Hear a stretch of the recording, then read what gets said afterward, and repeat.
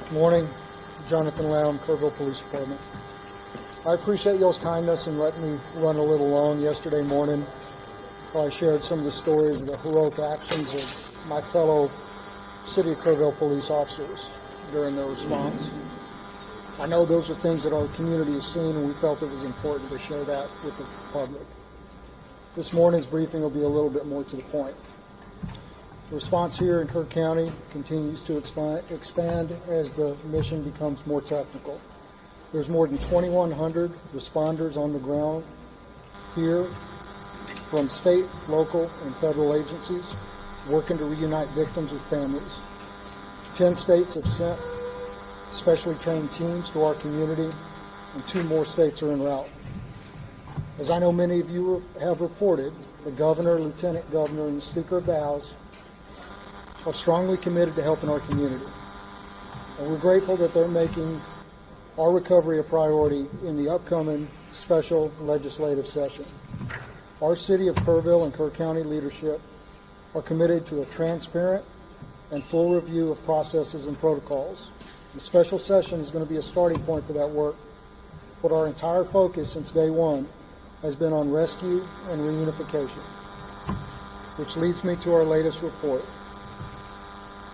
As of 8 a.m. this morning, there have been 96 confirmed deaths, 60 adults, and 36 children.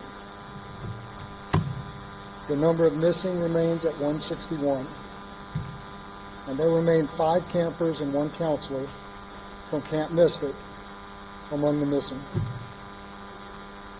If family members had reported a loved one missing and they've returned safely, we ask that you notify us through kerrville.missing@dps.texas.gov or call 830-258-1111. Again, that's kerrville.missing@dps.texas.gov or call 830-258-1111. Additionally, the state of Texas, FEMA, the Small Business Administration have opened a disaster recovery center here in Kerrville for those who have been affected by the storms.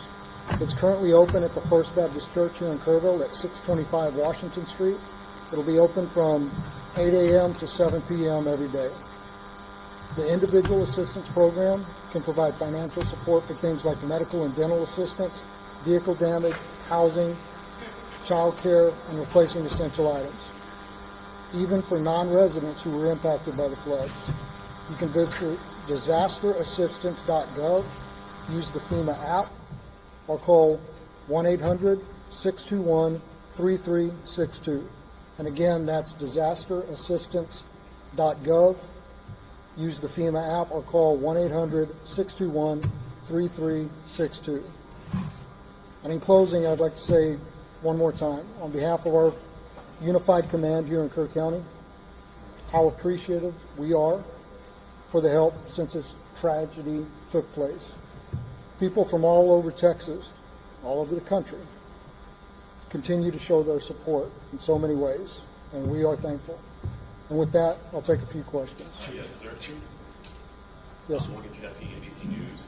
Did the inability of police radios to communicate directly with county radios hamper rescue or recovery efforts as those water froze?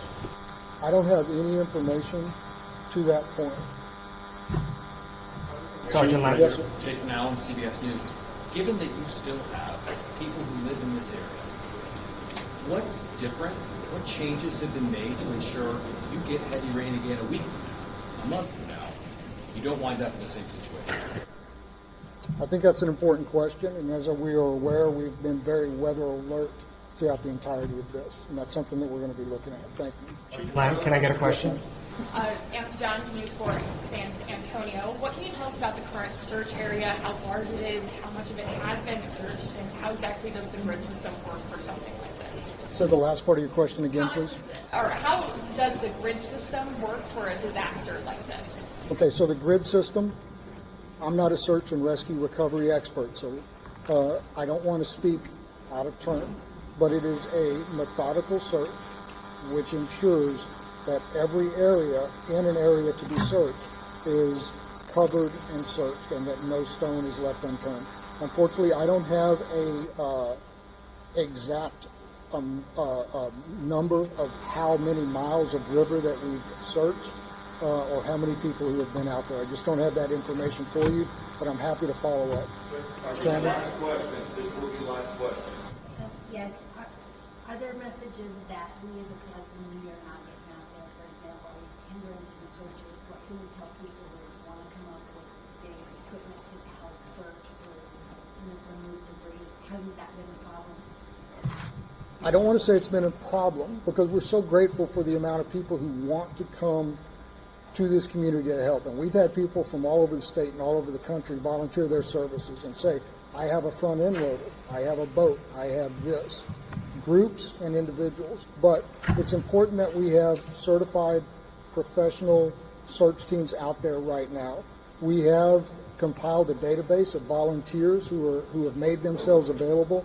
And if and when that time comes that we're able to call upon them, we will be calling upon them. In the short term, I believe that all of our basic needs are being met, both through the federal and state response and the support that we've been getting, as well as this community rising up in a really unprecedented way to show their support for all of us here.